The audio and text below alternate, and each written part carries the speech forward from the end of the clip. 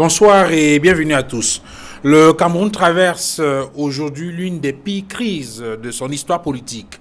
Une crise anglophone aux conséquences inimaginables depuis pratiquement 3 ans. Plus de 500 000 déplacés internes, plus de 600 000 enfants privés d'éducation, 1,5 million de personnes en situation d'insécurité alimentaire, plus de 269 milliards de francs CFA en perte économique et financière, environ 2000 morts. Sans oublier la crise post-électorale qui a conduit des centaines de militants politiques en prison. On ne parle plus de la situation assez préoccupante dans l'extrême nord du Cameroun ou encore à l'est du pays. Une situation bien évidemment qui rappelle d'autres crises sociopolitiques sur le continent. Et donc, la recherche des solutions, selon pas mal d'analystes, commande une approche globale, holistique. Qu'est-ce qui peut expliquer la multiplication des crises sociopolitiques sur le continent africain ? Au-delà de la malgouvernance, ne faut-il pas y voir ou attribuer justement cette malgouvernance aux tenants actuels du pouvoir sur le continent?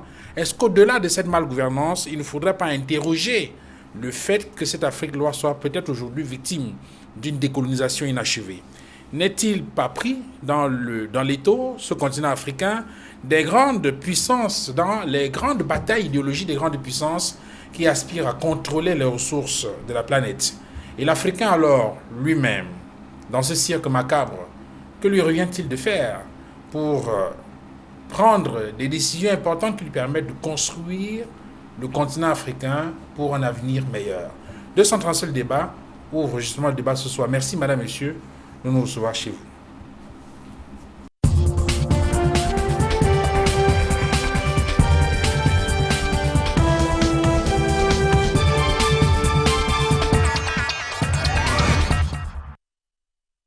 Bonsoir Duval. Et merci d'être venu. C'est un plaisir. Vous êtes enseignant, chercheur au département de droit à la faculté des sciences juridiques et politiques de l'université de Département de droit public. Département de droit public, voilà. Merci infiniment d'être venu sur ce plateau. Sur ce plateau également, Martial Zanga, bonsoir. Bonsoir Duval. Merci d'être venu.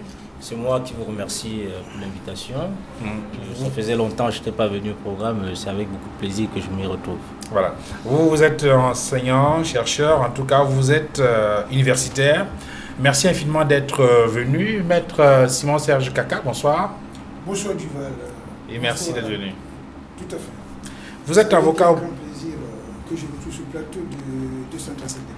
Vous êtes avocat au barreau du Cameroun et vous êtes surtout président d'une association des juristes d'Afrique pour la bonne gouvernance. Naturellement. Merci d'être venu. Docteur Étienne Seignou, bonsoir. Bonsoir Duval. Merci d'être venu. C'est moi qui vous remercie.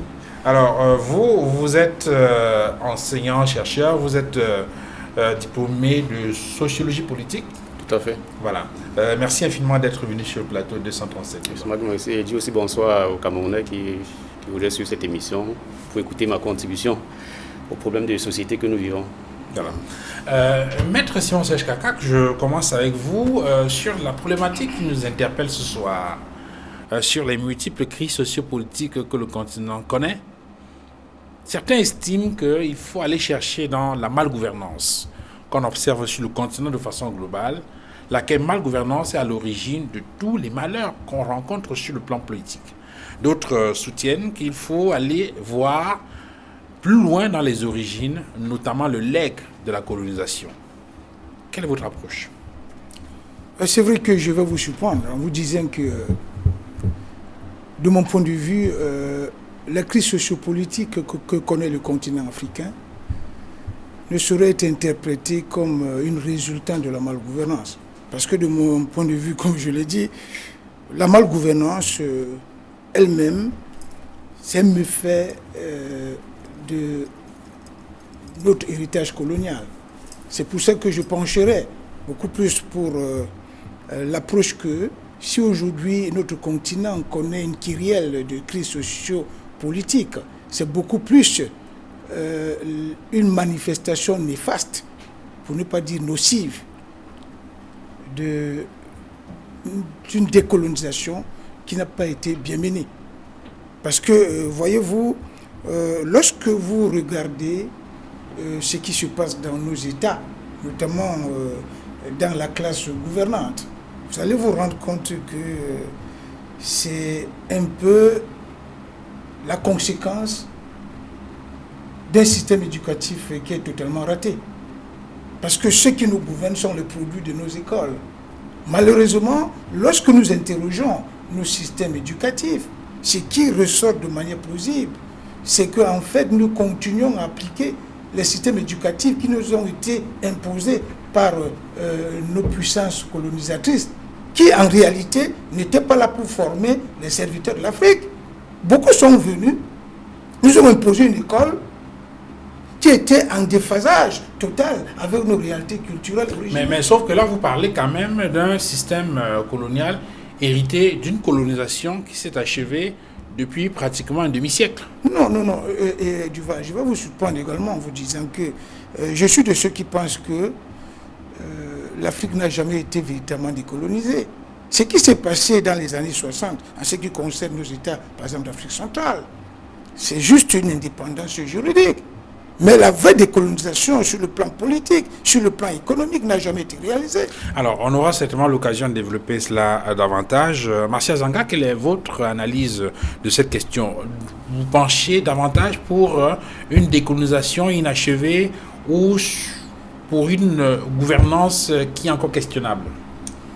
À la vérité, Duval, je pense que de mon point de vue, les raisons se trouvent dans l'entre-deux de ces deux impératifs, même si j'ai la faiblesse d'aller dans le sens de Maître Kaka en mettant comme facteur prédominant le legs colonial.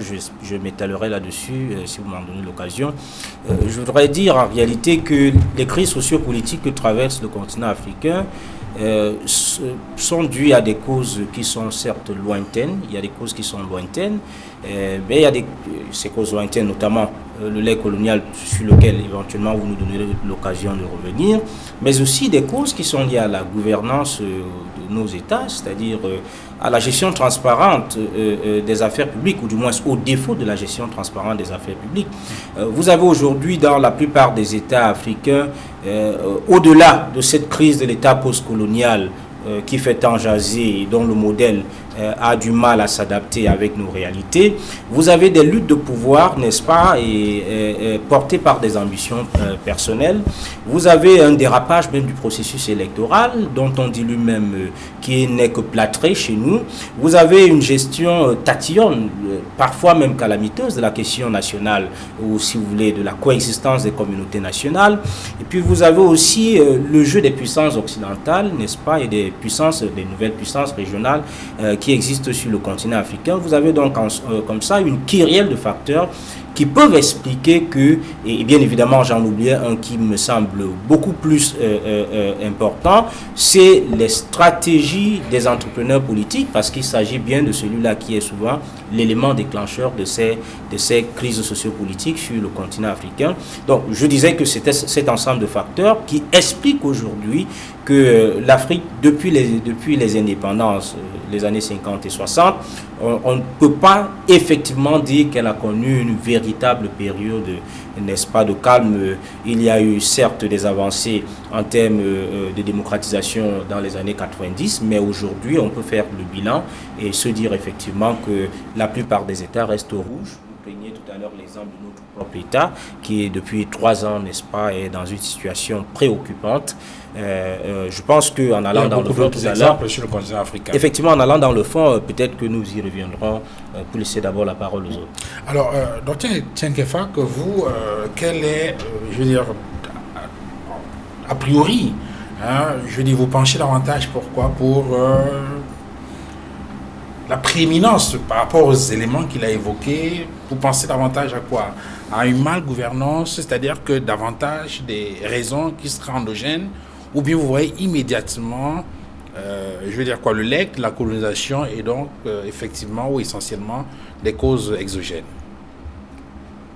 Je crois que lorsqu'on parle de crise, ça veut dire qu'à un moment, il y a quelque chose qui n'a pas bien fonctionné. À un moment, il y a eu un dysfonctionnement. À un moment, des choses qui devraient être faites n'ont pas été faites. Et on en arrive à un bouleversement, on en arrive à des révoltes, on en arrive à des génocides parfois, on en arrive à des violences, à des guerres civiles et autres. Qu'est-ce qui peut donc n'avoir pas été fait? Je crois, à mon avis, qu'entre l'aide coloniale et la malgouvernance, il n'y a pas de choix à faire. Pour moi, ces deux choses vont de pair. Mais en même temps, le lait colonial, si on doit le questionner, ne peut pas exonérer la responsabilité qui est celle des dirigeants des États de pouvoir s'approprier les mécanismes de gouvernement qui ont été légués et de pouvoir atteindre les objectifs qui sont assimilés ou qui sied à tout État. Aujourd'hui, on se rend compte, avec beaucoup de joie quand même, que les crises quand même ont diminué en Afrique. Contrairement à la période de l'indépendance, entre 1960 pratiquement jusqu'en 2000 ou 2002, les crises politiques en Afrique étaient énormes. Mais ces crises ne concernaient pas tous les pays. Or, le Ghana aussi a été colonisé. Lorsqu'on étudie l'ensemble des pays africains, on se rend compte que tous les pays qui ont subi la colonisation ne gèrent pas ce legs colonial de la même manière. Tous les pays qui ont subi la colonisation ne sont pas nécessairement dans ce qu'on appelle aujourd'hui la malgouvernance. Donc, le legs colonial, s'il fallait prioriser, est relatif. Et donc, c'est en fonction peut-être de la métropole, ou je veux dire de l'État qui a assuré la colonisation de ces territoires-là. Oui, c'est-à-dire qu'on ne peut pas de manière systématique plaquer ces deux causes sur tous les États. Je crois que lorsqu'il faut parler des crises politiques en Afrique, il faut aller au cas par cas. Parce qu'on va se rendre compte que dans certains pays, le lait colonial n'a pas créé de problème. Dans d'autres, il a créé des incidences qui ont embrayé sur la malgouvernance, qui ont embrayé sur d'autres facteurs que nous allons étudier. Alors, docteur Etienne Seigneur, j'imagine que vous devez être dans la même posture que le docteur Kinfack, sauf que peut-être à ce moment-là, comme il parlait de bien faire le discernement, le distinguo, a priori, on verrait très bien que dans l'ensemble, les États qui ont le plus du mal à mettre en place une gouvernance acceptable sont des pays qui ont subi l'influence coloniale française. Oui, on peut le dire. Parce qu'effectivement, l'administration coloniale du côté de la France et l'administration coloniale du côté de l'Angleterre, ce n'était pas la même chose, par exemple. L'Angleterre pratiquait l'indirect rule, alors que la France pratiquait le direct rule. L'indirect rule, c'était quoi? Administrer la colonie à partant des autorités déjà existantes sur place. Donc, en Angleterre donne des décisions et puis les populations se gouvernent elles-mêmes à partir de leurs chefs, mais font des rapports à l'Angleterre et puis l'Angleterre peut donner des grandes lignes. Ça c'est l'indirect rule. Maintenant, avec la France, c'était le direct rule. La France était présente partout, même des maîtres d'école, il y avait des blancs, donc les blancs étaient partout dans l'administration, c'était ça. Et ça fait que ça a influencé fortement l'organisation des sociétés africaines. Et donc, il y a eu plus de poids de la colonisation sur les pays sous influence française en Afrique que les pays sous influence anglaise. Parce que quand on vous laisse vous administrer vous-même en recevant des ordres de l'extérieur, ça fait que vous pouvez par exemple par vous-même créer des idées originales, des idées locales, propres à vos problèmes. Mais quand on vient, on décide à votre place, même les chefs de quartier sont des blancs, ils sont des Français, mais c'est pas pour vous qu'on va prendre des décisions. Ça fait donc qu'au lendemain de l'indépendance, vous avez du mal à tenir les rênes, c'est ça? Tout à fait. Et la France a tenu de façon assez viscérale à ses colonies, au point où les indépendances dans l'Empire français ont été confisquées. On a reconduit le système colonial dans des accords de coopération qui, pour certains accords, existent encore jusqu'aujourd'hui, sont encore en vigueur jusqu'aujourd'hui. Et par ces accords étaient une forme de consentement que les colonies donnaient à leur asservissement. Parce que pendant la présence coloniale, la colonisation a été obtenue par la force. Les puissances sont venues prendre possession de nos pays par la force, par la violence. Maintenant, quand l'indépendance arrive, il n'est plus question de nous faire la force. On est un État souverain, on va prendre nos décisions nous-mêmes. Mais qu'est-ce que la France a fait? Elle a dit, ok, vous êtes un État souverain, bon, on va faire les conventions. On signe les conventions par lesquelles vous signez, vous acceptez que vos ressources vont nous revenir, c'est nous qui allons les utiliser. Parce que c'est un peu ça le contenu de ces accords. De sorte de traités inégaux. Voilà, des traités inégaux.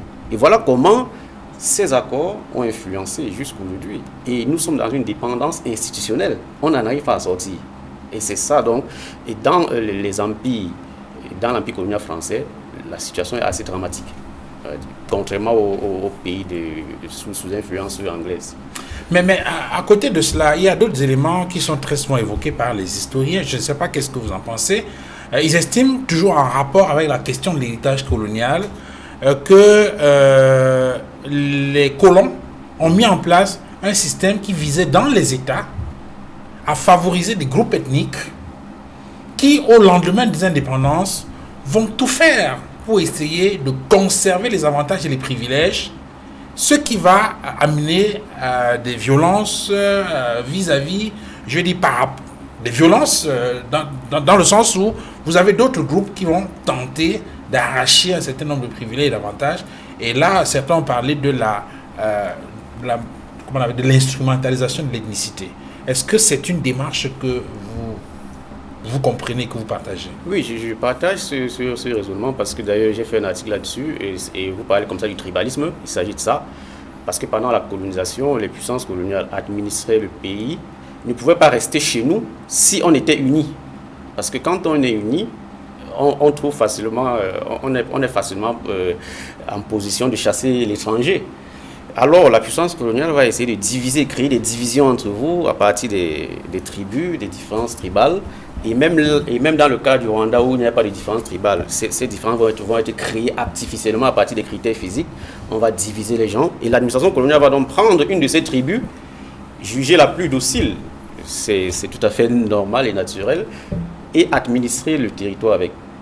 Trouver dans cette tribu-là son allié. Sachant pertinemment que le jour où elle va partir, les autres tribus vont se venger. Ça, c'est un cynisme. C'est du cynisme. Tout ça, c'est fait exprès. Et que pendant que vous allez donc vous diviser, elle sera toujours là pour régner. Donc ça, c'est ce qui s'est passé. Et donc, on va passer le temps à nous battre pour le pouvoir. Les tribus vont se passer le temps à nous battre pour le pouvoir. Un peu comme au Cameroun, les gens estiment que bon, les autres doivent quitter, c'est nous maintenant, etc. C'est ce genre d'idée-là. C'est ça qui constitue la philosophie politique en Afrique. C'est-à-dire que chaque tribu se bat. Et la raison, c'est quoi? C'est parce que nous, on nous a mis dans des territoires. On nous a renfermés dans des territoires qui ne sont pas les nôtres. Ce n'est pas nous qui avons tracé les frontières de l'Afrique telles qu'elles sont là. On nous a mis dans des territoires, des gens différents, pour constituer un pouvoir commun. Alors, chaque tribu va se battre pour être au pouvoir. Et dès qu'elle est au pouvoir, elle fait tout pour y rester. Instrumentalisons le tribalisme, etc.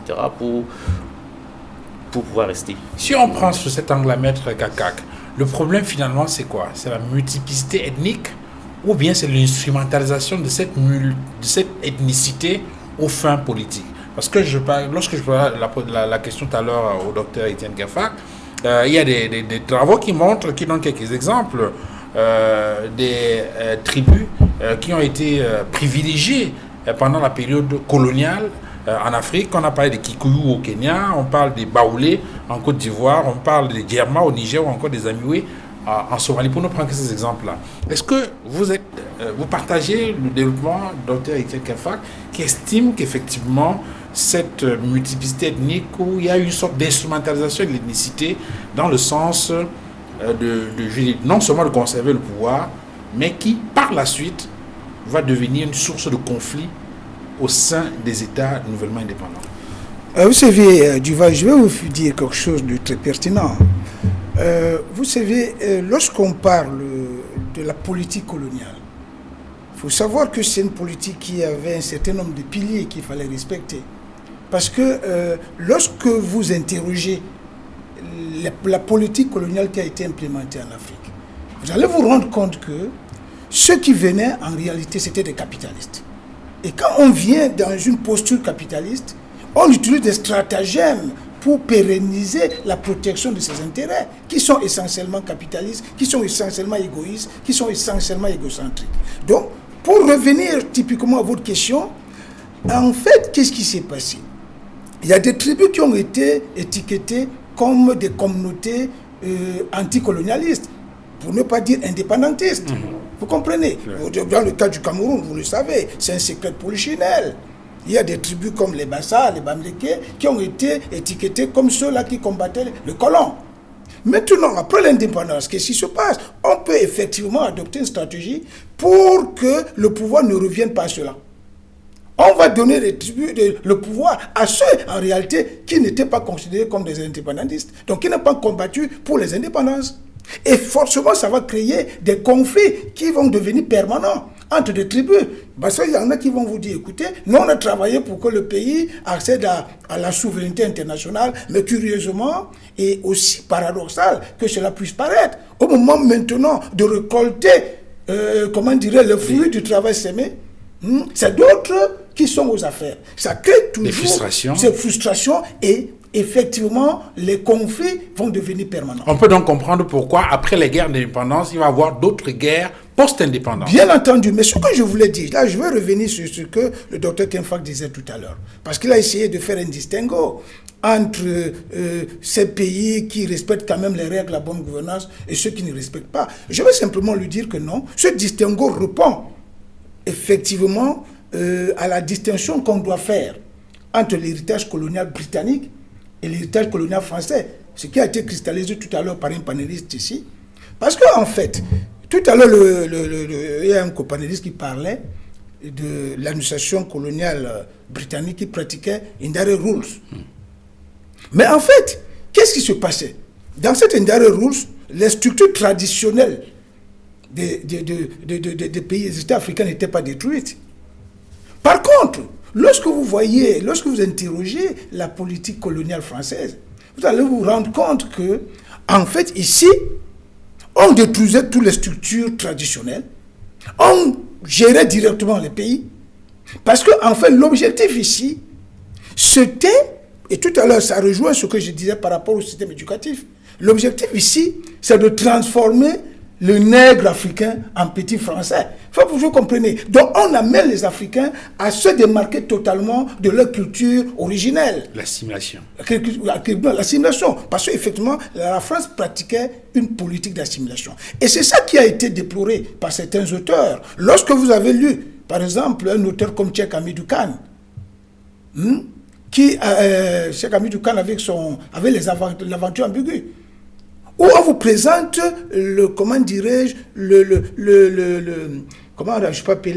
la vedette de ce roman, qui était Samba Diallo, qui était torpillé entre deux traditions, qui était torpillé entre deux cultures. La culture qu'il a eue à l'école coranique et la culture qu'on lui imposait à l'école des Blancs. Vous comprenez? Donc il y avait cela qui arrivait. Mais ce qu'il faut noter, c'est que si aujourd'hui, en interrogeant la gouvernance dans nos États, on a l'impression que certains pays de l'empire colonial britannique, c'est des marques. Parce qu'il y a un pays comme le Ghana, il y a un pays comme le Botswana. Lorsque vous lisez, par exemple, les revues du Fonds monétaire international, ces pays sont présentés comme les modèles de bonne gouvernance en Afrique. Mais tout simplement parce qu'effectivement, chez eux, ils ont quand même eu, à partir de Indirect Rules, ils ont eu des éléments qui leur permettaient de s'auto-affirmer. Par contre, dans les pays d'héritage colonial français, où en réalité on a l'impression qu'il y a eu une politique d'assimilation qui est devenue en réalité une politique d'abrutissement. C'est ça qu'il est question. C'est pour ça que vous vous rendez compte que dans nos pays, c'est-à-dire les pays d'héritage colonial français, on n'a pas bougé sur le plan de la bonne gouvernance, on n'a pas bougé sur le plan de la démocratie, où on a aujourd'hui l'impression que la métropole, permettez-moi l'expression, continue à agir. C'est pour ça que tout à l'heure, lorsque vous m'avez posé la question sur la décolonisation de l'Afrique, moi je vous ai répondu que, de mon point de vue, il n'y a jamais eu de décolonisation, ni sur le plan politique, ni sur le plan économique.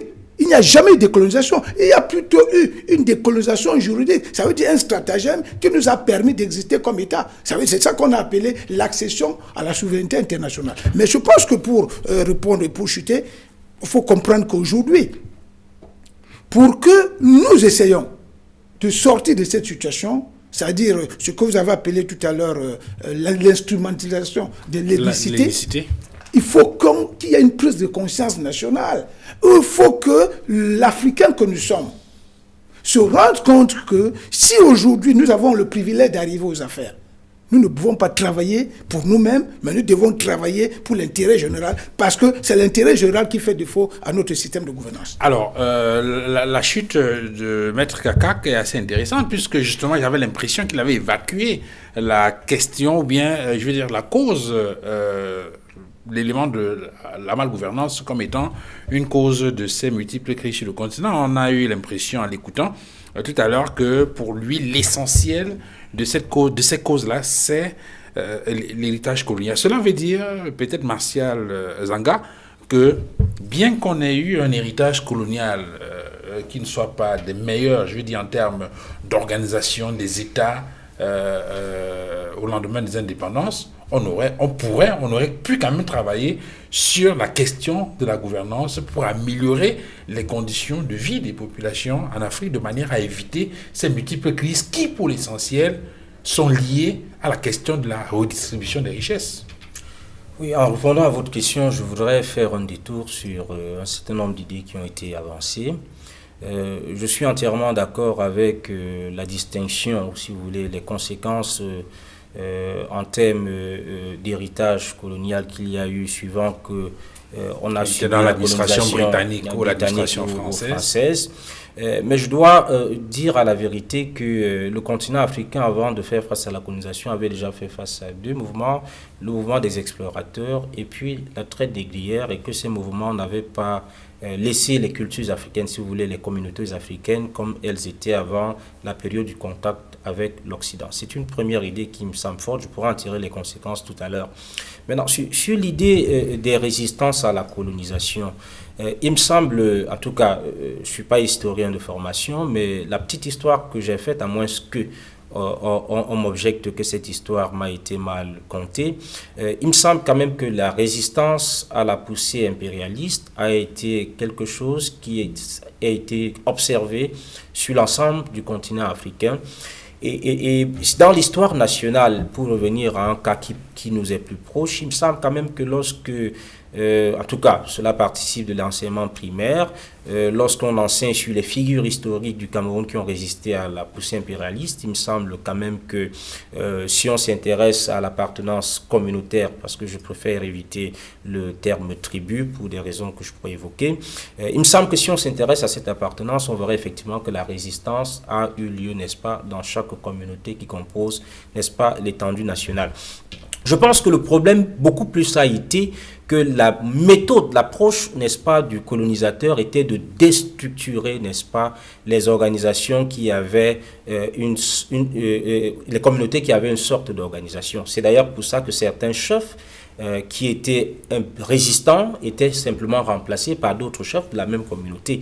Donc il y avait un principe qui voulait imposer, il fallait imposer la civilisation, la façon de faire, n'est-ce pas, du colon, n'est-ce pas, aux populations autochtones qui vivaient sur les territoires africains de l'époque. Et c'est ça qui est le plus important, c'est cette mentalité coloniale, cette façon d'opérer de l'État colonial qui s'est perpétuée dans l'État postcolonial. C'est-à-dire que les totalitarismes qui se réveillent en Afrique au lendemain des indépendances, en tout cas dans les pays où l'indépendance a été acquise par les armes, on sait très bien que ce sont des régimes de type militaire qui ont pris le pouvoir. Allez voir du côté des États de la ligne du front, dans la Corne de l'Afrique. Dans les États où l'indépendance a été négociée, même si le terme négocié ici s'agissait plus d'un marché de dupes, il s'est bien agi pour ces États, n'est-ce pas, d'essayer de recalquer le modèle de l'État colonial, c'est-à-dire pour les États africains d'essayer de reprendre les institutions, les pratiques administratives qui existaient, non pas coloniales, mais de la métropole pour les reproduire dans l'État. Mais cela n'a pas mis long. Vous voyez, cela n'a pas mis long. Si on prend par exemple l'exemple de la République démocratique à partir de 61, n'est-ce pas, ça commence à cafouiller puisque les premières mutileries ont cours en cette période. Je veux dire en réalité que les nouvelles autorités africaines, l'élite africaine qui a accédé au pouvoir après la décolonisation, a perpétué non seulement les méthodes, mais aussi la philosophie, l'idéologie de l'État, n'est-ce pas, colonial dans la pratique institutionnelle du nouvel État. Et cet ADN de l'État colonial, de mon point de vue, c'est ça qui fait problème. C'est pour ça que j'ai estimé que la question de la gouvernance est corrélée à celle de l'héritage colonial dans la mesure où, effectivement, ces États, la plupart d'ailleurs ont adopté la forme de l'État centralisé. Quelques États sont allés vers le fédéralisme, en tout cas, beaucoup plus ceux qui étaient administrés par la Grande-Bretagne, mais cette vision jacobine, n'est-ce pas, de la gestion de l'État, en ne donnant pas aux régions une certaine autonomie, participe, n'est-ce pas, de la pérennisation, n'est-ce pas, de l'expérience coloniale, n'est-ce pas, dans les pratiques des nouveaux États africains. Maintenant, vous posez la question de savoir, est-ce que ces nouvelles autorités ne pouvaient pas s'émanciper de ce legs, n'est-ce pas, et construire des cadres à la fois normatifs et institutionnels qui pouvaient permettre à leur État, à leur population d'accéder à un mieux vivre ensemble. La réponse est mitigée dès lors que j'ai indiqué que le legs colonial non seulement se perpétue par la pratique des acteurs nationaux eux-mêmes, mais aussi continue d'être imposé. Il y a une idée qui a été évoquée, la fameuse idée des accords précoloniaux qui consistait à préserver les intérêts des anciennes métropoles, n'est-ce pas, dans le fief des États nouvellement indépendants. Et on sait que ceux qui s'y opposaient subissaient toutes sortes d'embargos et ça finissait même parfois, n'est-ce pas, par des assassinats. Aujourd'hui, on peut le dire puisque l'histoire est faite sur la question quand un certain nombre de régimes sont tombés parce qu'elles ont voulu résister à l'appétit des puissances occidentales. Mais cela ne revient pas à 50 ans après, n'est-ce pas, cela ne revient pas à dédouaner les gouvernements, à dédouaner les politiques, n'est-ce pas, de leurs responsabilités propres pour ne s'être pas approprié le cadre, ne serait-ce que régional africain, puisque avec la mise en place de l'organisation de l'unité africaine et plus tard de l'Union africaine, il y a quand même un certain nombre d'instruments, de référents qui permettent de déployer un cadre à la fois institutionnel et normatif qui permet aux populations africaines d'accéder à un meilleur vivre ensemble et donc d'éviter ce qui fait l'objet de notre thématique de tout à l'heure, des fameuses crises sociopolitiques. On aura l'occasion d'évoquer cela, bien évidemment, dans la deuxième partie de cette émission, puisqu'effectivement, dans la recherche des solutions, si on s'en tient à la problématique telle qu'elle est formulée, il faut bien évidemment trouver des solutions qui relèvent, je vais dire des solutions endogènes, peut-être liées aux mouvements ou aux décisions que peuvent prendre les acteurs à l'intérieur des États, ou encore même à des solutions qui peuvent être sous-régionales, avec des regroupements sous-régionaux ou bien d'autres décisions qui peuvent relever un type de coopération entre les États et peut-être les États du Sud et peut-être ceux du Nord. Dr Kenfak, par rapport à ce développement-là, quelle est votre analyse? Est-ce que vous n'êtes pas, j'imagine que vous devez être d'accord avec Martial Zanga qui estime que même s'il y a le poids de l'héritage colonial, on aurait pu s'attendre quand même à ce que les tenants du pouvoir au lendemain des indépendances opèrent une sorte de mutation qui leur permette de reprendre les choses en main. Tout à fait, je souscris entièrement à l'analyse de M. Zanga. On ne peut pas dédouaner les gouvernants aujourd'hui. Parce que rechercher les causes, c'est se demander qui est à l'origine du fait que ça ne va pas.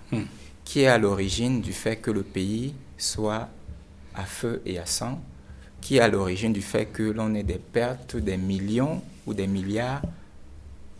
Qui est à l'origine de ça? Donc, il y a le lait colonial, mais nous ne pouvons pas affranchir les gouvernants. Pourquoi? Parce que la tactique du diviser pour mieux régner de Gallieni, qui a été expérimentée, je crois, pour la première fois à l'île de Madagascar, dont on a vu les conséquences dans le petit royaume du Rwanda, où, comme le docteur le disait, il n'y avait pas de tribus, il y avait des clans. La colonisation a certes renforcé l'identité ethnique, mais aujourd'hui, l'ethnicité est devenue comment je vais dire ça, une mobilisation, est un élément dont se servent les entrepreneurs politiques pour mobiliser, pour capitaliser et pour faire quoi? Pour faire ce que les colons faisaient, le pouvoir, garder le pouvoir. Imaginez au Soudan, lorsque la rébellion a éclaté dans les années 50, et après lorsque le SPLA a été créé par John Garang, on a taxé cette rébellion et ce parti de parti chrétien.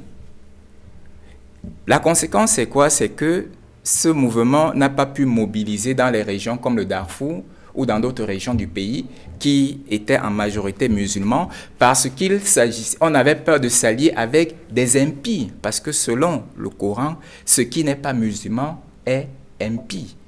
Lorsque le SDF a été créé dans ce pays à l'époque, on parlait de parti anglo-bami.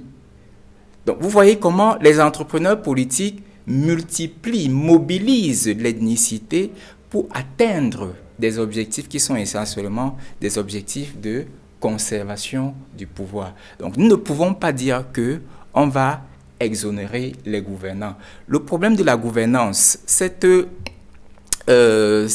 habitude, on a même taxé le MRC de parti Bamileke. Donc on fait en sorte que tout ce qui ne rentre pas dans un certain style de pensée, l'État patrimonial, l'État postcolonial est un État néopatrimonial.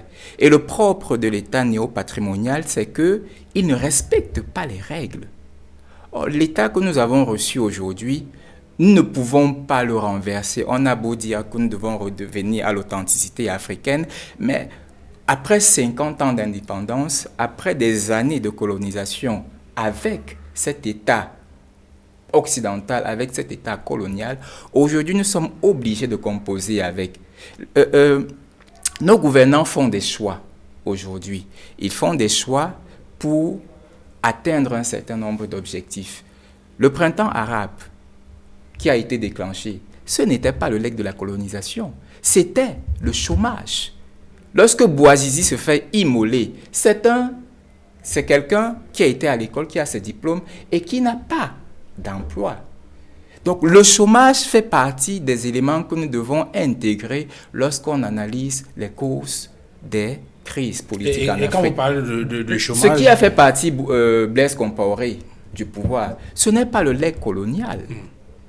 Mais ce sont des jeunes qui un jour disent « il y en a assez de cette façon de gouverner. Il y en a assez de cette distanciation, de cette inadéquation entre l'État et la réalité. » Et c'est de cela dont il est question. Lorsqu'on parle de la malgouvernance, lorsqu'on parle de la crise, c'est que l'État n'est plus en phase avec la réalité. Mais Dr. Kenfak, si on prend ces éléments-là, qui sont justement des éléments à mettre dans le compte de la malgouvernance, certains seraient tentés de faire le lien, une fois de plus, avec l'influence étrangère. Pour dire, par exemple, puisque lorsque vous prenez le cas du Burkina Faso, on peut ajouter le cas de la Guinée ou beaucoup d'autres États, on a le sentiment que ce sont les effets d'une démocratie mal négociée. Certains ont parlé d'une démocratie qu'on a vendue aux Africains sans assurer le service après-vente. Est-ce que de ce point de vue-là, on n'est pas dans une situation, une fois de plus, d'une influence étrangère sur les comportements africains qui sont des comportements conflictogènes? Ce sont des problèmes de gouvernance, M. Fangwa. La conditionnalité en 90, désormais, l'aide ne sera accordée qu'à des pays qui adopteront un certain mode de fonctionnement. Le discours de la boule. Le discours de la boule. Oui. Donc, lorsqu'on se retrouve dans ce schéma, lorsqu'on se retrouve avec des personnes qui vous donnent l'impression d'être de vos amis, quel est l'État qui a intérêt à ce que le Cameroun soit une démocratie? Pourquoi est-ce que la France serait si heureuse que le Cameroun soit une démocratie, que les droits de l'homme soient respectés? L'État n'a pas d'amis, l'État n'a que des intérêts. Pourquoi les Américains seraient si contents qu'au Cameroun, il y ait la liberté d'expression, il y ait la liberté d'aller et venir, que les libertés les plus fondamentales soient garanties? Quel est l'intérêt de l'Américain? On a vu ces puissances qui font partie aussi, je vais dire, des causes des crises politiques en Afrique.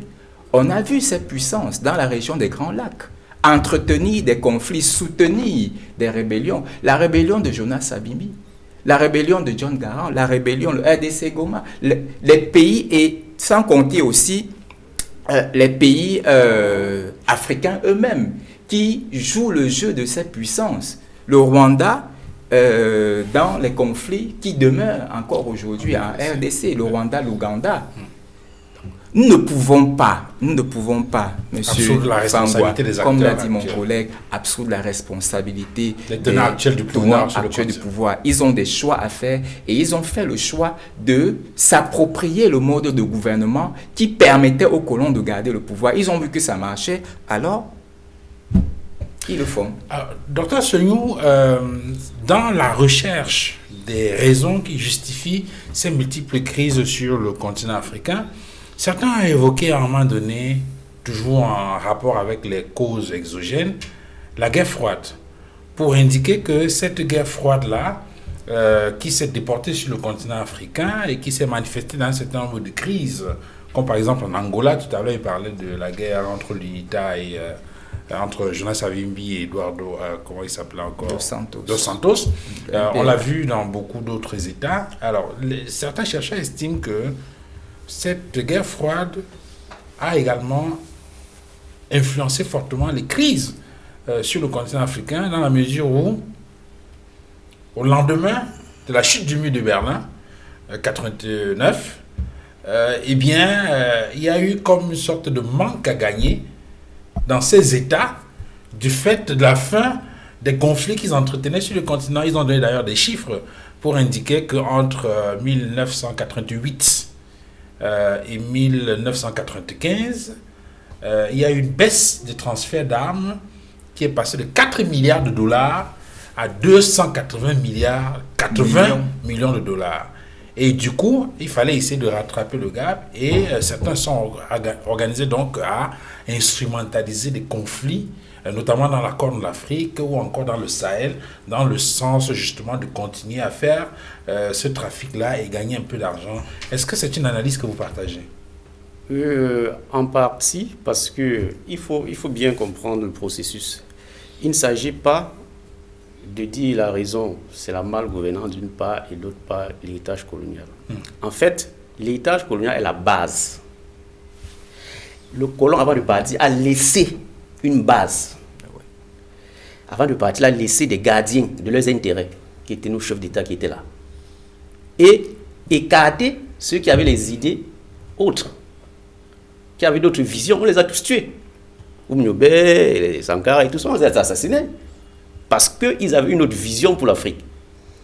On a donc mis à la place des gens qui n'avaient même pas d'ambition d'être des présidents, qui ne pensaient même pas qu'un jour pouvaient être des hommes politiques. On les a ramassés comme ça, on en a mis là. Il y a un documentaire qui explique comment Aïdjo, par exemple, a été sélectionné. Ce n'était pas quelqu'un qui avait... On l'a pris comme ça.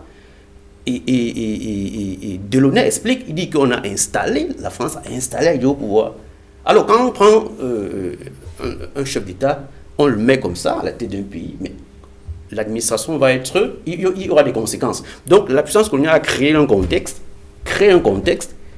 et où l'intérêt doit être préservé et par la suite, donc, le reste donc suit simplement. C'est un mécanisme qui continue. Mais la guerre froide va jouer quel jeu? La guerre froide va être à l'avantage de l'Afrique. Parce que les puissances, les pays donc, qui ne vont plus vouloir le diktat de l'ex-puissance, vont recourir vers l'Union soviétique comme secours. Je prends le cas de Sékou Touré. Sékou Touré a dit non à la France en 1958, et c'est qui a proclamé son indépendance. Et à cause de cela, les services secrets français ont dit ont décidé de couler la Guinée, de faire tomber Sékou Touré. le SDECE, qui est le service de renseignement extérieur français, a monté un coup pour faire la fausse monnaie en Guinée-Équatoriale, pour faire couler l'économie. Sékou Touré était dos au mur. Il a été obligé de recourir à l'Union soviétique comme secours. Voilà comment la guerre froide s'exporte en Afrique, arrive en Afrique. Donc, c'est le besoin d'une autre façon de faire qui appelle la guerre froide en Afrique. La guerre froide se fait seulement en Europe. Et donc, on va donc voir ça en Guinée, on va voir ça en Angola, pour la lutte pour son indépendance, etc. etc. Donc, il faut bien comprendre le processus. Donc, on va voir ça aussi dans la Corne de l'Afrique, dans la guerre entre l'Éthiopie et la Somalie, la guerre de l'Ogaden, entre autres. Tout à fait. Et on voit que d'un côté, il y a des Cubains qui vont soutenir l'Éthiopie, et puis en face, les Occidentaux, ainsi de suite. Voilà. Et ce que je veux dire, c'est qu'il faut bien comprendre. Quel est le mécanisme? L'Afrique est un territoire. Il faut comprendre son rôle dans l'économie mondiale. L'Afrique, dans l'économie mondiale, c'est de matières premières et de débouchés pour les produits. Depuis la période coloniale, c'est le même système qui est en jeu jusqu'aujourd'hui. L'Afrique doit servir de matières premières. On va venir exploiter les ressources, aller transformer en Europe et venir revendre ici. Jusqu'aujourd'hui, c'est le même système. Alors, comment donc vous voulez être... Parce que si l'Afrique est libre, ça veut dire qu'elle aura le contrôle de ses ressources, ce qui va poser un problème aux puissances occidentales, qui ne pourront pas avoir la même mise facilement sur ces ressources. Voilà donc pourquoi on va créer un État néocolonial, un État qui est un État entre guillemets, parce que qui a juste les institutions pour protéger les ressources. En fait, c'est ça la réalité. L'armée, la police sont là pour mater toutes les populations qui vont essayer de revendiquer les choses contre le pillage des ressources. Et c'est un peu ça, un peu dans la structure de l'État. Donc, et c'est pour ça que c'est facile de déstabiliser ces États. Contrairement aux États occidentaux qui sont des États aux institutions assez fortes. Et voilà. Donc, l'Afrique, c'est donc de matières premières. L'Afrique possède la plus grande quantité de ressources du monde. Toutes les grandes ressources du monde sont ici. Alors, donc, l'Afrique est un enjeu extraordinaire. Alors, il faut contrôler ce continent. Vous connaissez la charte de l'impérialisme qui dit que aucun président ne peut être chez nous sans l'aval des... J'ai vu ça quelque part, sans l'aval des grandes puissances. Donc, ce n'est pas l'amusement, ce n'est pas un jeu. Et nous n'allons pas africains, nous allons pas venir nous croire ce que c'est. Non. Donc, on a créé un contexte qui fait que le colon partant, il faut que on continue à contrôler ses ressources. On va donc sélectionner des gens qui vont avoir... Et c'est pas... Tout à l'heure, vous avez dit que comment est-ce qu'après l'indépendance, ils n'ont pas pu avoir... C'était interdit. Ils ne pouvaient pas. Ils étaient contrôlés, surveillés. On les a truffés. Jusqu'aujourd'hui, au Gabon, par exemple, derrière le palais présidentiel, il y a encore le bureau du conseiller spécial qui est encore là jusqu'aujourd'hui, 50 ans après. Donc l'entêtement est viscéral. Ils sont accrochés à notre destinée. C'est difficile de s'en sortir. Maître Simon Serge Kakak, pour qu'on essaie de bien comprendre, on parle là d'une situation, il explique et réexplique que le problème c'est qu'il y a une base qui a été mise en place, bien ancrée, bien fixée par les colons. Mais on ne peut quand même pas faire comme si il n'y a jamais eu... C'est vrai que c'est votre thèse, enfin, vous la défendez très bien en indiquant que l'Afrique n'a jamais obtenu cette indépendance. Mais on voit quand même qu'en 1960, ou au lendemain de l'indépendance, les États essayent quand même de se mettre ensemble pour constituer des organisations. La création de l'Organisation de l'Unité africaine à Addis Abeba, par exemple, et puis d'autres structures, que ce soit des organisations sous-régionales. Finalement, elles servaient à quoi, toutes ces structures-là, si ce n'était pas dans le sens d'amener les États à se mettre ensemble pour favoriser, par exemple, la libre circulation des personnes et des biens, dans le sens justement d'une meilleure redistribution des richesses et permettre un épanouissement des populations. Est-ce que, finalement, on n'a pas le sentiment que ces chefs d'État eux-mêmes, comme l'indiquait tout à l'heure le Dr Kinfack, ont eu des coudées franches à un moment donné, mais n'ont pas été en mesure de peser de leur poids sur les politiques publiques qui devaient aider à l'épanouissement de leur peuple? Non, Duval, je vais vous dire quelque chose. Vous savez, ne nous leurrons pas. L'Afrique, c'est un instrument entre les mains des Occidentaux. Vous comprenez? Les Occidentaux ont commencé depuis pratiquement un siècle à instrumentaliser l'Afrique, à exploiter l'Afrique. Ils sont partis des impérialismes pour la colonisation. Et après la colonisation, ils ont mis en place les bases du néocolonialisme. Et c'est ces bases du néocolonialisme qui étaient matérialisées par la conclusion des accords de coopération auxquels Étienne Sounou faisait allusion tout à l'heure. Ils ont continué. Chaque fois que les Africains essaient de se relever, ils trouvent un autre stratagème pour mieux l'instrumentaliser. Aujourd'hui, on nous parle de la mondialisation. Parce que lorsqu'on parle de la mondialisation, on va vous dire c'est une politique, comment dirais-je, mondialisée qui consiste à détruire les barrières, à installer une espèce d'interpénétration entre les États. Mais dans cette interpénétration entre les États, c'est un outil que les Occidentaux se donnent pour venir prendre nos matières premières parce qu'ils savent qu'en Afrique, il n'y a pas des États compétitifs. Ils viennent, ils prennent nos matières premières. C'est voilà l'importance de l'Afrique sur le plan économique. Maintenant, sur le plan politique, ils placent leurs pions qui sont là pour préserver les intérêts. C'est pour ça que lorsque le docteur Étienne Kenfa met des responsabilités sur la tête de nos gouvernants, je ne suis pas d'accord avec lui. Tout simplement parce que, en réalité, c'est le même cycle qui continue. Ces dirigeants n'ont pas de coup de franche. Ils n'ont jamais eu de coup de franche. Lorsque vous parlez, par exemple, des organisations panafricaine comme l'Union africaine qui était jadis l'organisation africaine. Cette organisation n'a jamais été une organisation indépendante. La preuve est qu'elle est financée à plus de 80% par les Occidentaux.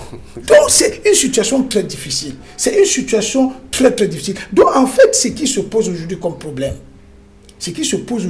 problème, je vais vous donner un exemple. Lorsque vous voyez dans tous nos États, si vous prenez les 54 États du continent africain, vous allez voir que chaque fois qu'il y a une élection présidentielle, à 90%, pour passer, il faut d'abord recevoir l'onction de l'Occident. Si vous n'avez pas l'onction de l'Occident, on va vous tourner en bourrique, vous ne pourrez jamais devenir président dans nos États.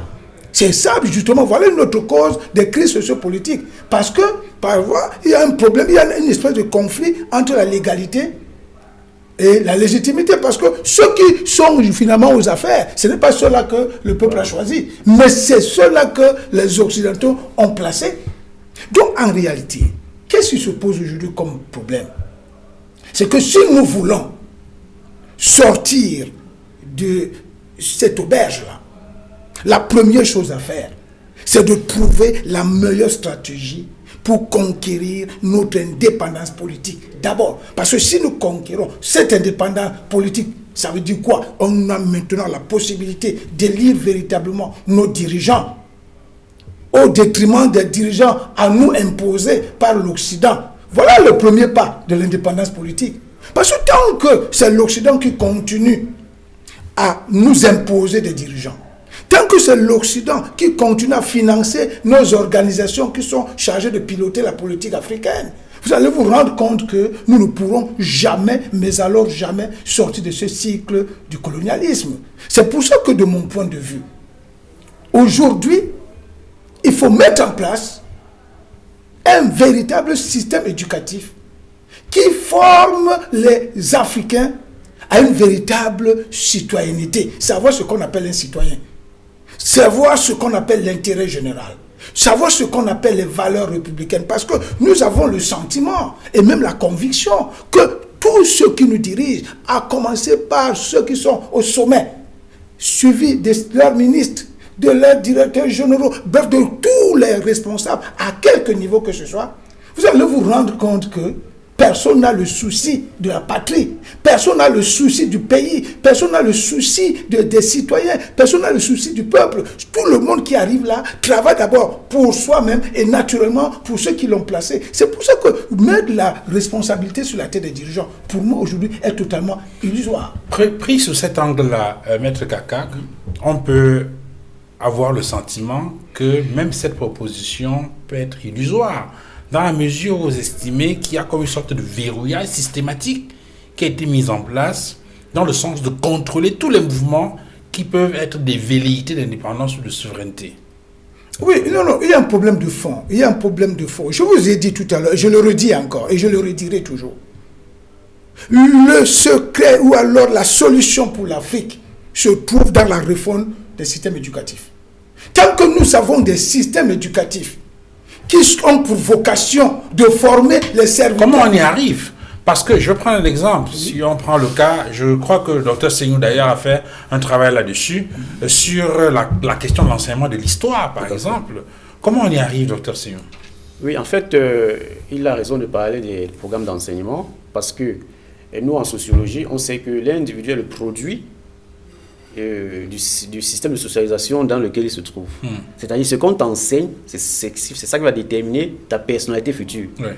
Alors, sachant donc cela, ceux qui contrôlent nos programmes d'enseignement vont donc mettre dans les programmes des choses qui ne vont pas, des matières qui ne vont pas faire de nous des gens qui ont une conscience historique, qui ont une conscience nationaliste et une conscience de résistance. On va mettre des banalités. Et effectivement, mon ouvrage porte donc sur ces enseignements-là, comment on cache l'histoire nationaliste du Cameroun aux enfants. Mais qui cache? Le système qui produit les enseignements, quand j'ai fait l'enquête, je me suis rendu compte qu'effectivement, il y a comme une sorte de peur.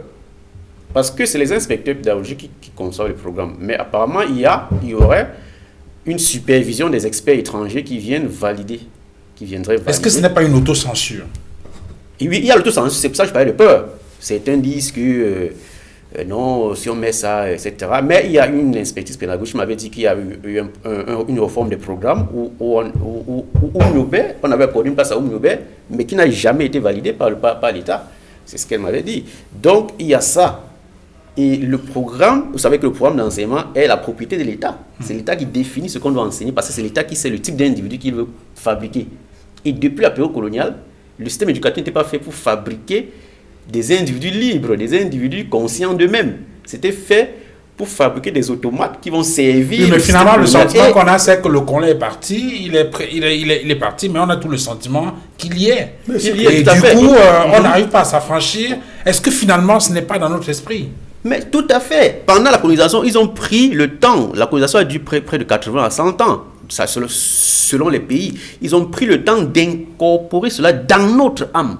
Nous restons colonisés jusque dans la moelle épinière. C'est ce qu'il faut comprendre. À la différence des autres peuples du monde. Nous sommes colonisés jusqu'à la moelle épinière. Alors, et autre chose que vous voulez ajouter, c'est que nous ne croyons pas en nous-mêmes.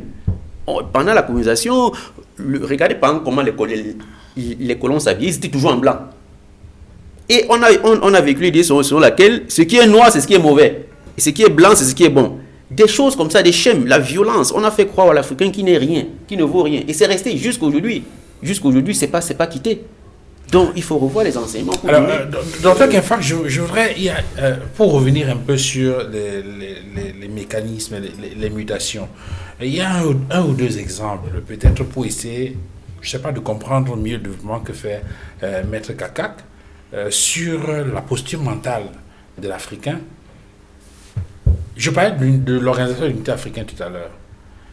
On a bien remarqué que les chefs d'État africains eux-mêmes se sont réunis à Sirte en 1999 sous l'égide du colonel Kadhafi et ont fait une sorte d'évaluation de l'Organisation de l'Unité africaine.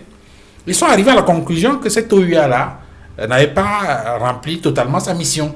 Même si l'une des missions essentielles étant celle de la décolonisation était effective, mais ils ont remarqué qu'il y avait beaucoup de choses encore à faire au niveau de l'épanouissement des populations. Et ont décidé de remplacer l'OUA par l'Union africaine en mettant en place un certain nombre de structures dans le sens justement d'opérer cette mutation et d'arriver à un meilleur épanouissement des populations africaines. On a bien vu que l'Union africaine a du mal à décoller et tout le monde sait ce qui est arrivé à Kadhafi. Lorsque le printemps arabe a commencé, on a vu ce qui s'est passé, la résolution 1973, je crois, ou 75 des Nations Unies, où on parlait de l'établissement d'une zone d'exclusion aérienne sur la Libye, et puis il y a eu une mutation de cette résolution vers des... On a vu que finalement, les forces armées occidentales ont décidé d'ouvrir le feu sur la Libye et au finish, Kadhafi est pas. Mais la question que je voulais poser, c'est sur la responsabilité des pères africains lorsque cette crise a eu lieu. Est-ce que justement, la manière dont l'Union africaine à gérer cette crise-là avec des dissidences en interne ne montre pas qu'effectivement, ces chefs d'État, par exemple, avaient l'occasion d'opérer une mutation et ne l'ont pas fait? Est-ce que cela ne traduit pas le fait qu'effectivement, les chefs d'État africains ne peuvent pas continuer à, s'appuyer sur ces éléments extérieurs là pour justifier les malheurs que l'Afrique connaît aujourd'hui? Est-ce que cela n'est pas un exemple et qu'effectivement, ils ont une responsabilité dans les malheurs qui sont ceux du continent africain aujourd'hui? Bien entendu. Je crois que il y a une sorte de partenariat gagnant-gagnant qui a été passé de manière formelle ou informelle par les gouvernants actuels. Dr Sogno parlait de ceux qui ont été laissés par les colons pour continuer de préserver leurs intérêts.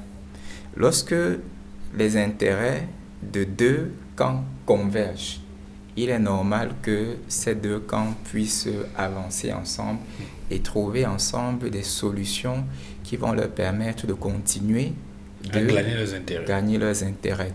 Sauf qu'on ne va pas tuer tout le monde. Quand je dis on ne va pas tuer tout le monde, pour pouvoir chasser Mobutu du pouvoir, Laurent Désiré Kabila avait passé des accords avec des puissances étrangères qui l'ont accompagné, qui ont fourni l'armement, qui ont créé des bases avec des pays limitrophes à la RDC pour pouvoir l'accompagner dans cette rébellion. Et lorsqu'il arrive au pouvoir, il décide de ne pas respecter ces accords. Aujourd'hui, on sait ce qui lui est arrivé. Mais on ne va pas tuer tout le monde. Il n'est pas possible qu'on puisse tuer tout le monde. Aujourd'hui, nous endormons avec le sourire sur les lèvres en rêvant de ce qui n'est plus. On pense à Kwame Nkrumah, on dit « Oh, Kwame Nkrumah ». On pense au grand Béhanzin du Dahomey, on pense à la reine Ashanti, la femme au fusil, on pense à nos grands conquérants. Ça ne suffit pas. Ça ne suffit pas. Aujourd'hui, nous avons la responsabilité de prendre notre destin en main.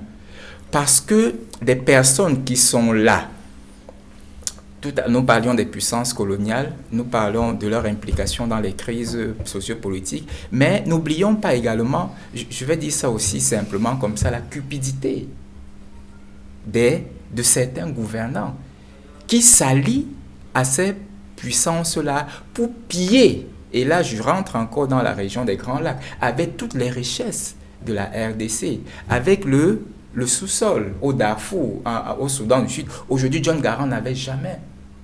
Il n'avait jamais, le SPLA n'était jamais dans la perspective de la sécession. Aujourd'hui, on est dans la sécession. La guerre du Biafra, la guerre du Katanga. Toujours parce qu'il y a des personnes en interne et en externe qui se retrouvent dans une convergence d'intérêts des uns. Et toutes ces guerres-là, ce sont des guerres de sécession qui devraient nous parler. Qui devraient nous parler.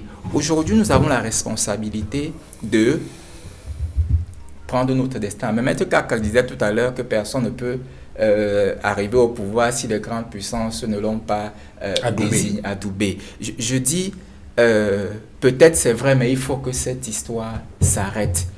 Parce qu'aucune puissance étrangère n'entre dans l'isoloir lorsqu'on organise les élections au Cameroun.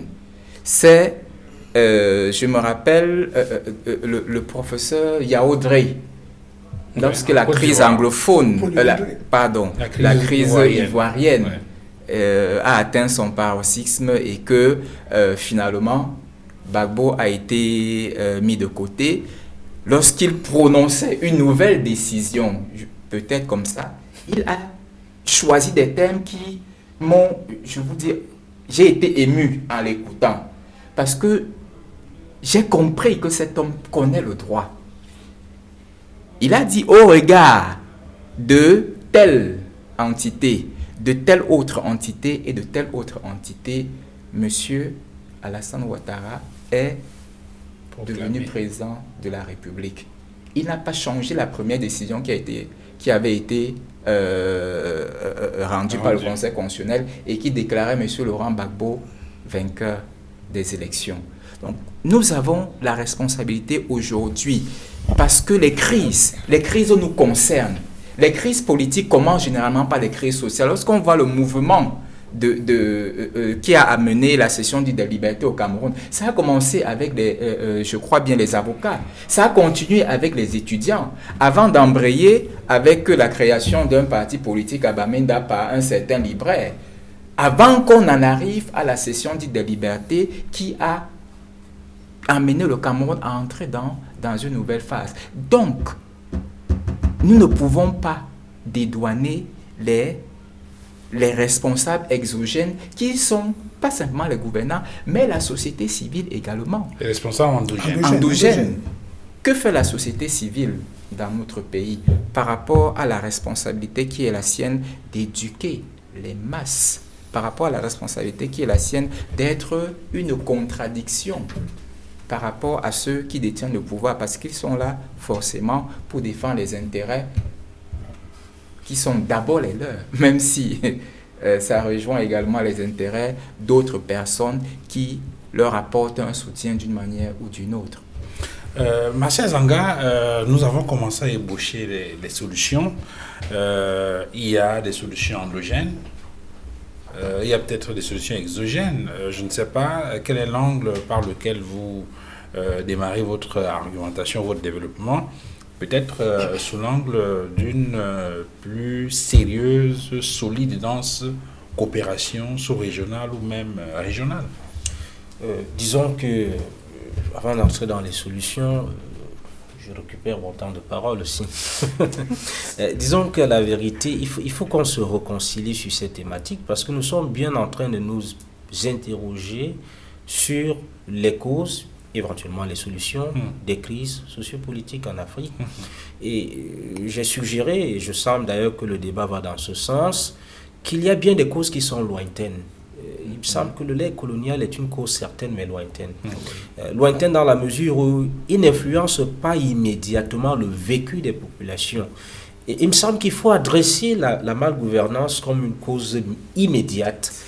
Parce que la gestion des droits de l'homme, cher Duval, la transparence dans la gestion des affaires publiques, c'est pas des idées, autant pour moi, c'est pas des phénomènes qui doivent nécessairement nous permettre de revisiter toutes les années de souffrance. Dieu merci, nous n'étions pas, en tout cas notre génération, mais que les générations d'avant nous ont subi. Il y a un certain nombre de problèmes qui se posent aujourd'hui à l'État africain. Et ces problèmes, il faut le dire, ce sont les problèmes de la prise en compte de tous les standards de gouvernance qui sont développés dans les cadres à la fois nationaux et internationaux. La plupart des États africains sont aussi aujourd'hui bien outillés en termes d'instruments, en termes d'institutions, pour pouvoir gérer les affaires publiques de manière à créer un minimum de consensus et d'éviter par là, c'est d'ailleurs ça la politique, d'éviter par là, n'est-ce pas, que des populations se retrouvent au gouffre à subir, n'est-ce pas, les calamités comme celles qui jongent aujourd'hui l'Afrique et faire de l'Afrique, n'est-ce pas, ce continent de tous les malheurs. Il me semble que c'est là, il faut mettre les pieds dans la mare. C'est là où tout se passe.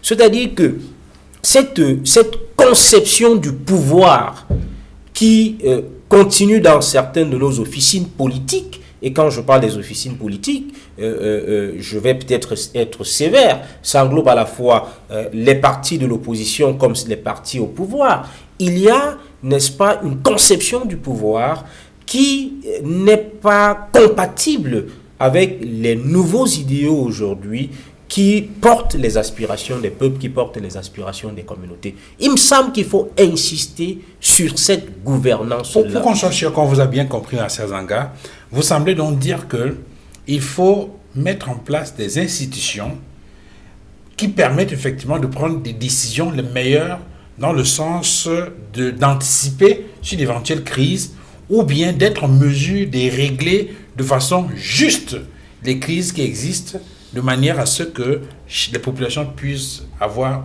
un mieux-être. Effectivement, c'est dans ce sens que je vais. Et là, il faut, quand vous parlez d'institutions, j'imagine que vous faites allusion, par exemple, aux textes réglementaires, la Constitution, la loi fondamentale, les organes, par exemple, les instruments, par exemple, d'organisation des élections, ou encore même la machine juridique dans les États modernes, ainsi de suite. Tout à fait, tout à fait. C'est-à-dire qu'avant même que la France, puisqu'il faut bien parler d'elle, en tout cas du point de vue du Cameroun, de certains États qui participent de sa tradition, avant que la France n'intervienne et éventuellement par son verrou monétaire avec cette fameuse question du franc CFA, les pouvoirs publics africains peuvent au moins garantir à leur population l'accès à un certain nombre de produits de première nécessité, peuvent garantir à leur population le respect d'un certain nombre de droits qui sont fondamentaux, viscéralement fondamentaux, comme le droit à la santé, comme le droit à l'intégrité physique, les questions de torture et autres, vous voyez un peu. Donc la France viendra certes dans des équations complexes et éventuellement d'accession au pouvoir, parce que je sais que c'est là le nœud gordien pour venir essayer de jouer sa carte et pérenniser ses intérêts qui ne sont pas, et je suis d'accord avec tout ce qui a été dit ici, qui ne sont pas seulement des intérêts de la France étatique, mais aussi les intérêts des entreprises françaises. On sait tout le chapitre de Total en Afrique. Vous voyez? Mais il y a un certain nombre de choses que les pouvoirs publics doivent être à même de proposer à leur peuple. Et c'est à ce niveau que, de mon point de vue, que vont partir les fameuses crises politiques. Parce que les entrepreneurs politiques qui sont du côté des outsiders et qui aspirent à rentrer dans le système vont instrumentaliser les conséquences de la malgouvernance et pousser les peuples à la révolte. C'est le scénario de toutes les crises africaines.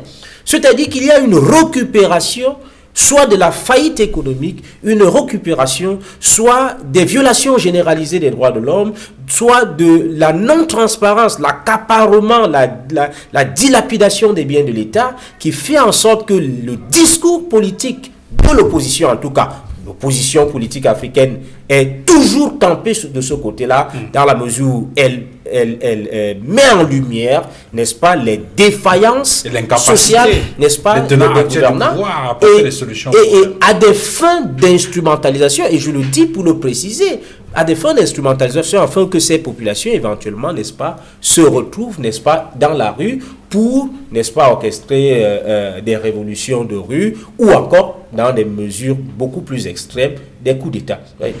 Donc maintenant, si j'en viens à vos solutions, disons que l'Union africaine elle-même, l'Organisation de l'Unité africaine, c'est quand même qu'à la naissance de cette belle idée, il y avait déjà un schisme entre les promoteurs, puisqu'il y avait le groupe de Casablanca et le groupe de Monrovia, parce qu'en fait l'idée elle-même, c'était en réalité une sorte d'émancipation de l'Afrique, mais d'émancipation par la collégialité, l'émancipation ensemble. Et cette idée avait encore été tuée dans l'œuf par ceux qui ne vont jamais d'ailleurs abdiquer, c'est d'ailleurs de leur rôle, n'est-ce pas? C'est d'ailleurs de leur rôle de continuer autant que faire se peut à prélever. C'est ça aussi la politique internationale. Je parle des puissances occidentales. Donc ils ont tué ce rêve, on est arrivé à une organisation internationale qui n'était pas censée être une. Aujourd'hui on est passé à l'Union africaine, mais il y a quelque chose qui se passe quand même sur le continent aujourd'hui. Mon collègue et frère de Dr Kenfak indiquait qu'il y a aujourd'hui, quand on regarde la carte de l'Afrique, il y a beaucoup de conflits qui sont éteints. C'est vrai qu'il y en a qui naissent, mais il y a moins de conflits en tout cas que dans la décennie 90-2000. Il y a les organisations d'intégration régionale qui sont en réalité une réponse à un certain nombre de problèmes dans la mesure où elles permettent, n'est-ce pas, de former de grands ensembles qui peuvent mieux résister aux contraintes économiques éventuellement, mais aussi permettre un meilleur vécu des populations qui peuvent désormais circuler. Bon, je sais qu'on reviendra sur le cas de la CEMAC. Et ces organisations d'intégration régionale déploient des politiques communes sur un certain nombre de questions, un certain nombre de problématiques, notamment, si je prends un exemple, la problématique des infrastructures. On voit quand même que à partir de cette vitrine-là, il y a des bougées qui font en sorte que, n'est-ce pas, on peut au moins dire qu'un certain nombre de crises peuvent être évitées, parce que n'oublions pas que dans le fond, n'est-ce pas, la pauvreté est le carburant de toutes les crises, n'est-ce pas, politiques qu'il y a en Afrique. Carburant dans la mesure où c'est elle que les autres exploitent pour accéder, pour atteindre les causes qui leur sont parfois personnelles. Vous voyez un peu. Donc là, je parle d'une première solution. Une autre solution qui est interne, c'est il faut mettre en place des politiques de concertation. il y a cette belle idée qui est neuve en Afrique, qui commence déjà à vieillir, c'est l'idée de réarmer la société civile africaine, ou si vous voulez, de manière plus générale, l'opinion publique africaine. Et je suis d'accord avec toutes les propositions qui ont été faites en matière de réforme du système éducatif de nos États.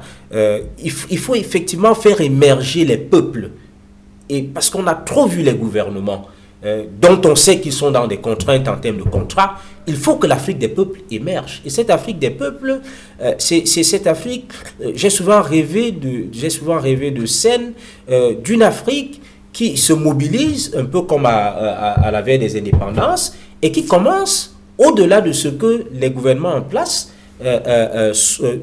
hésitent, n'est-ce pas, à réclamer à corps et à cri la dénonciation d'un certain nombre de conventions internationales. Il faut que les peuples africains se réapproprient ce combat, le combat de beauté hors de l'Afrique. Tous les mécanismes, tous les instruments de la néocolonisation. Bon, aujourd'hui en Afrique de l'Ouest, ce mouvement est quand même assez avancé, mais en Afrique centrale, vous voyez que en dehors du Tchad, où de temps en temps il y a un discours libérateur qui vient de ce côté-là, mais l'Afrique des peuples, les formations politiques qui normalement sont censées porter ce type de combat, les organisations de la société civile qui sont en réalité la courroie de proue de ce type de combat, restent encore dans des problématiques qui sont beaucoup plus internes, même si elles peuvent permettre de résoudre quelques problèmes ponctuels, mais ne nous permettent pas de travailler sur le long terme. Alors, Maître Serge Simon Kakak, sur la recherche des solutions, il y a peut-être un élément qu'il faut mettre en lumière. C'est vous qui avez fait observer tout à l'heure, je crois, que l'un des obstacles, l'un des handicaps de fonctionnement de l'Union africaine, c'est la difficulté à trouver des moyens, des fonds lui permettant effectivement de se déployer sur le terrain. Je crois qu'il y a des études qui ont montré, c'est un exemple que je vais prendre, que l'une des causes de la résurgence des crises politiques en Afrique, c'est justement la faible consolidation de la paix, qui entraîne la reprise des hostilités dans un certain nombre de localités. Ça veut dire qu'il faut effectivement travailler là-dessus. Est-ce qu'il ne faut pas agir sur un levier important qui serait celui de la souveraineté monétaire?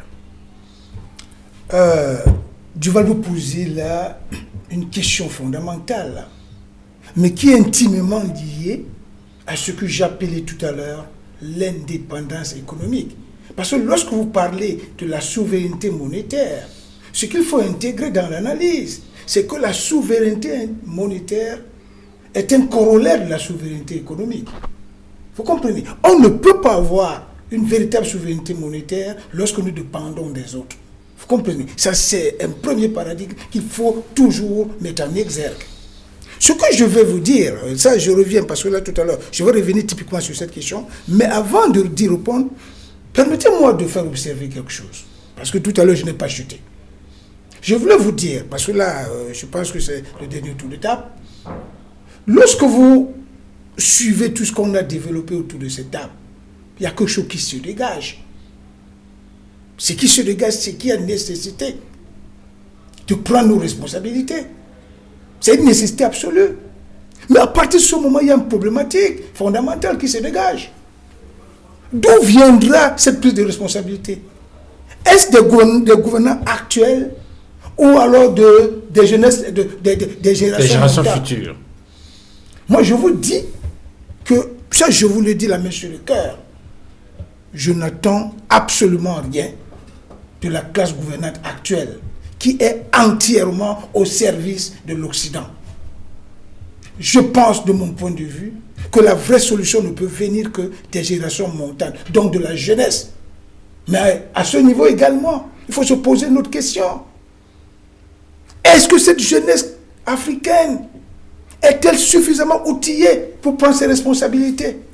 Et là encore, je répondrai par la négative, en vous disant que, telle que cette jeunesse est formée, à partir des systèmes éducatifs totalement extravertis, je doute fort qu'elle ait tous les outils qu'il faut pour prendre ses responsabilités. C'est pour ça que tout à l'heure je posais comme préalable incontournable, la refonte du système des éducatifs, qui va cette fois-là former des vrais citoyens africains, suffisamment formés pour maîtriser la notion de patrie, la notion de pays, la notion de peuple, la notion d'intérêt général. Parce que tous ceux qui nous gouvernent n'ont jamais mis en place des systèmes qui nous montrent ce que c'est que l'intérêt général. Lorsque vous allez dans des pays qui ont véritablement émergé, vous allez voir que l'intérêt général fait partie intégrante des notions qu'on dispense dans tous les établissements d'enseignement. Maintenant, ce que je vais vous dire, et c'est par là que je vais chuter, c'est que lorsque vous parlez de la souveraineté monétaire, je suis d'accord, vous savez, ça c'est quand même une curiosité, pour ne pas dire une incongruité, qui ne s'explique pas, que sur 54 États que compte le continent africain, 40 États ont leur monnaie. 14 autres qui font partie de la zone franc n'ont pas leur monnaie. Ce qui revient à dire que si nous nous mettons dans la posture d'une véritable souveraineté à conquérir, nous devons tout mettre en œuvre pour conquérir une monnaie nationale, par exemple, à ce qui concerne notre pays. Parce que ce qu'on appelle la monnaie fait partie des éléments de souveraineté, au même titre que le territoire, au même titre que le gouvernement, au même titre que la population. Mais seulement, si nous entrons maintenant dans les aspects pratiques, est-ce que notre pays a-t-il une économie qui peut soutenir l'existence d'une vraie monnaie? Là également, c'est une question. Mais c'est pour ça que justement, autant nous sommes d'accord que nous devons conquérir notre souveraineté monétaire, autant nous posons des questions de savoir si pour arriver à cette souveraineté monétaire. Est-ce que véritablement notre pays a la consistance nécessaire pour entretenir l'existence d'une monnaie? C'est par là que je chute. Docteur Seignou, nous sommes pratiquement à la fin de l'émission sur la recherche des solutions. Qu'est-ce qui vous vient immédiatement à l'esprit? La solution immédiate, c'est la réelle indépendance. On doit d'abord être réellement indépendant parce qu'on ne l'est pas. Et il faut à la tête de nos États des chefs souverains qui viennent de la volonté du peuple. Légitime. Légitime. Et aussi des chefs courageux. Parce qu'il faut énormément de courage à l'Afrique pour s'en sortir de sa situation. Et c'est ce qu'avait dit Barack Obama une fois. Et je vais prendre l'exemple, un modèle. Parce que j'aime tout prendre l'exemple de la Chine avec Mao Zedong. Parce que ce monsieur, c'est lui. On se souvient, vous savez que dans les années 60, vous savez la situation de la Chine. Aujourd'hui, c'est la Chine la deuxième puissance du monde. Qu'est-ce qui s'est passé alors que nous, à l'époque, on était devant la Chine? C'est parce que Mao a été un chef d'État visionnaire, courageux, extrêmement courageux, pour affronter les deux grandes puissances qui dominaient le monde à l'époque. L'Union soviétique et les États-Unis. Il s'est d'abord allié à l'Union soviétique pour avoir les éléments de base du progrès de la Chine. Et dès qu'il a obtenu ce qu'il voulait, il était très malin. Il a dit à ces gens que nous devons prendre notre propre voie. Il s'est démarqué. Voilà, il s'est démarqué. Et c'est ce qui manque aux leaders africains. On veut tout rester dépendant. Et pourquoi rester-il toujours dépendant? C'est parce qu'effectivement, la puissance coloniale les sélectionne sur une certaine base. Il y a un type d'hommes que les puissants étrangers choisissent. Des hommes sur le plan malléables, qui n'ont pas la compétence, qui leur seul but c'est s'asseoir et jouir du pouvoir jusqu'à. Et tout est fait pour que ça aille dans ce sens, pour qu'ils restent toujours au pouvoir. Donc c'est un peu ça. Donc il y a ça, et il faut donc que ces chefs d'État mettent en priorité devant l'intérêt de la nation et affrontent effectivement les forces. Parce que quand un pays dans ce monde se lève et commence à prendre son chemin, il y a des combats. Ce pays est combattu énormément. Regardez ce que la Corée du Nord est en train de faire. La Corée du Nord se bat comme ça là pour avoir son autonomie. Et ce n'est pas facile. Et l'Afrique va souffrir 10 000 fois parce que pour nous avons nos ressources qui sont là et qu'il faut. Les puissants veulent toujours les exploiter à notre détriment sans que nous ne puissions en profiter. Qu'est-ce qui se passe? Donc il faut des hommes courageux qui vont dire non à ça. Remettre en cause ces accords qui nous aliènent. Vous avez parlé du franc CFA. On dit tout à l'heure parlé des mesures qu'on peut prendre, qu'il y a des solutions qu'il faut prendre. Mais quand déjà une bonne partie de votre argent est dans le trésor d'un autre pays, cet argent pouvait servir à faire certains projets ici. Donc c'est autant d'accords qu'il faut revoir, autant de choses. Donc il y a ça. Il faut des hommes assez courageux, des hommes assez nationalistes, assez malins, assez très subtils pour poser les bases du décollage de l'Afrique. Ce sont des hommes forts qu'il nous faut. Ce n'est pas des fortes institutions, ce sont des hommes forts qui posent les fortes institutions. Sur la question des institutions, Dr Kenfak, je ne sais pas comment vous structurez votre conclusion, mais je sais que vous avez mené beaucoup de réflexions sur l'autorité de la norme constitutionnelle au Cameroun ou encore sur le pouvoir constitutionnel au Cameroun. Et ça renvoie à la question des institutions qui sont présentées comme étant, je veux dire quoi, lorsqu'on parle du contrat social, de l'organisation de la vie en société, c'est structuré autour d'un certain nombre d'institutions, la loi fondamentale, comme l'indiquait tout à l'heure Marcel Zanga, ou encore beaucoup d'autres organes, que ce soit l'organe en charge de l'organisation des élections, ou beaucoup d'autres trucs. Alors, on estime que ce sont ces institutions-là, lorsqu'elles sont fortes, qui permettent effectivement à un État de pouvoir, je veux dire quoi, tenir face à un certain nombre de soubresauts ou de crises politiques. Est-ce que dans le cadre du continent africain, pour vous, vous estimez que c'est une question prioritaire, la question des institutions fortes? Les institutions sont animées par des hommes, M. Fangwa. Quand on parle d'une institution forte, c'est vraiment, on a repris l'expression du président Barack Obama. Mais les institutions sont animées par des hommes. Et ces institutions sont contenues dans ce qu'on appelle la Constitution, qui est, je vais dire, qui est le rêve commun du modèle de société dans lequel chacun va s'épanouir et dans lequel il n'y aura pas de conflit, il n'y aura pas de crise. Et Gandhi disait, lorsque tout le monde fait le même rêve, il devient réalité.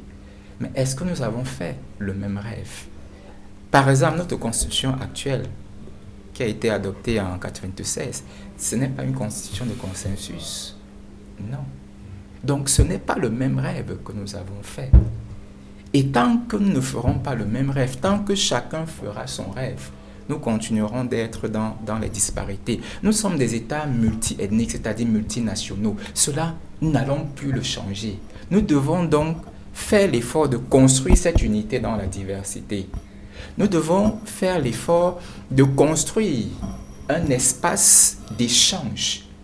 Mon collègue, M. Zanga, parlait tout à l'heure de réarmer l'opinion publique. L'État ne doit plus monopoliser l'espace public.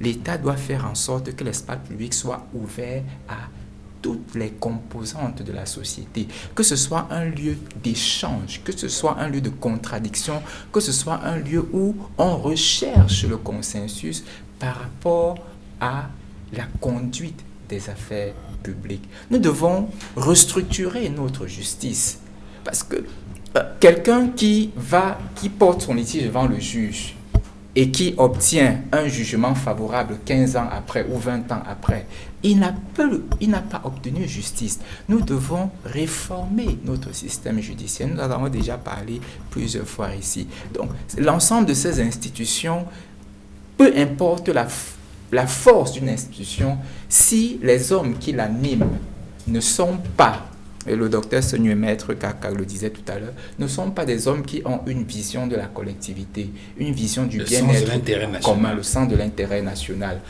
Ces institutions, bien que fortes, ne vont pas nous amener loin. Et je chuterai sur cette parole de l'Écriture. On ne met pas du vin nouveau dans de vieilles outres.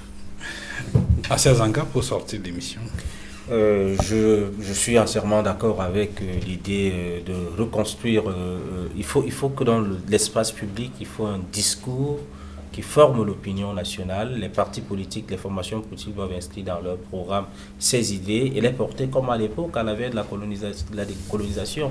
Tous les partis politiques avaient le rêve de la décolonisation, peu importe les antagonismes entre eux. Il faut que cela réinvestisse le champ des entrepreneurs politiques aujourd'hui. Il faut que vous qui faites dans la communication sociale, ceux qui font dans les ONG, réarment l'opinion publique de ces jeunes qui ne demande qu'à être... avoir des références. Effectivement, pour effectivement prendre le combat. Et maintenant, bien évidemment, respecter l'état de droit. Respecter l'état de droit, les grands principes que sont le principe de la transparence, le principe de la tolérance, pour que éventuellement, et bien évidemment aussi la justice, pour qu'éventuellement, lorsqu'il y a des dissensions, que le système lui-même trouve des solutions sans qu'il ne soit besoin qu'une faction prenne des armes contre une autre et que nous soyons toujours la risée du monde. Merci, messieurs, d'être venus sur le plateau de 237 débat. Merci à vous, docteur Étienne Seignou. Oui. Je rappelle que vous êtes enseignant, chercheur, vous êtes diplômé de sciences de sociologie politique. Merci infiniment d'être venu. Merci à vous, maître Serge Simon Kakak, d'être venu. Vous êtes avocat au barreau du Cameroun et président de l'association juriste d'Afrique pour la bonne gouvernance. Merci, Edouard. Merci infiniment d'être venu, Marcel Zanga. Vous êtes enseignant-chercheur, vous êtes à l'Université de Douala. Merci à vous d'être venu, docteur Étienne Kinfalk. Vous êtes enseignant-chercheur de droit public au département de droit public à la faculté des sciences juridiques et politiques de l'Université de Douala. Merci à vous, madame, messieurs, d'avoir regardé cette autre livraison de 237 débats. Excellente soirée à tous et à très bientôt. Au revoir.